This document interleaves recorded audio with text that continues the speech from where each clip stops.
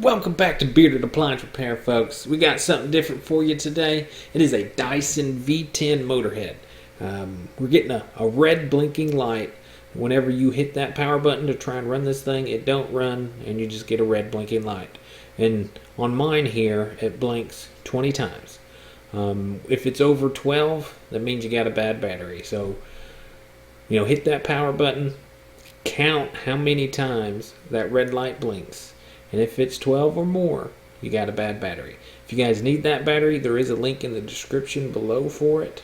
Right now, at the recording of this video, it's running on Amazon for about $75. So if you guys want to spend that money, get that battery, and put it in. It's real easy. I'm going to show you guys how to do it. It's just 3 screws, and you pull it out, and then you push it back in. But there's the first 2 screws right there.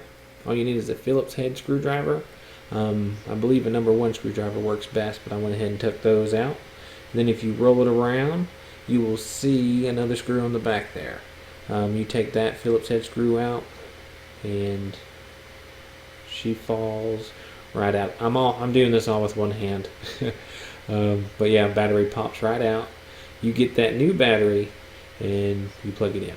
Oh, by the way, I did call Dyson whenever I had this red blinking light, and they told me some tips on how to prevent this battery from going bad again.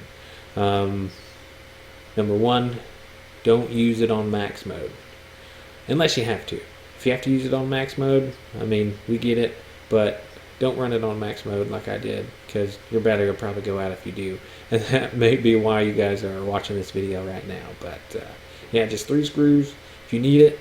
There's a link for it in the description below. But that's how you fix a Dyson V10 cordless vacuum that has a red blinking light. If this helps, give me a like, subscribe. Thanks for watching.